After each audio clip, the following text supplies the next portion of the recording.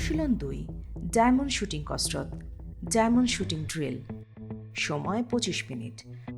উদ্দেশ্য আক্রমণাত্মক পরিস্থিতিতে পাস করা এবং পজিশনের কৌশল উন্নত করা, যোগাযোগ দক্ষতা বাড়ানো।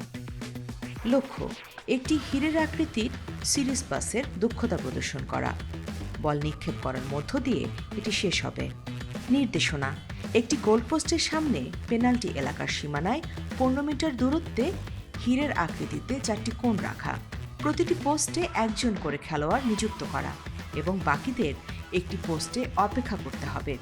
1 নং অবস্থানে থাকা খেলোয়াড় বল পাস করে 2 নং অবস্থানে থাকা খেলোয়াড়ের কাছে দেবে এবং দৌড়ে তার অবস্থানে দাঁড়াবে।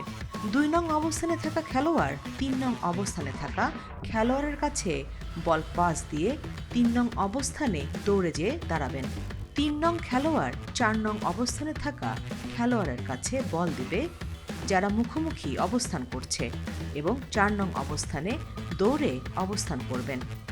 4 নং খেলোয়াড় বলটি ড্রিবলিং করে বলটি 3 নং অবস্থানকে ডিফেন্ড করে গোলে শট মারবে।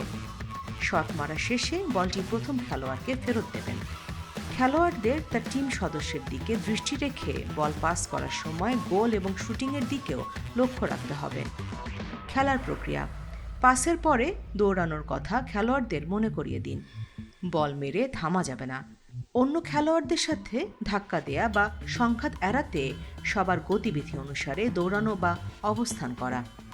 দ্বিতীয়বার খেলার প্রক্রিয়া বিধিবিধান যুক্ত বা পরিবর্তন করা, যেমন একবার বল পাস করার পরে আক্রমণকারীর কাছে না গিয়ে শটটি ব্লক করার চেষ্টা করে তারা নিজেরাই ডিফেন্ডার হয়ে যাবে।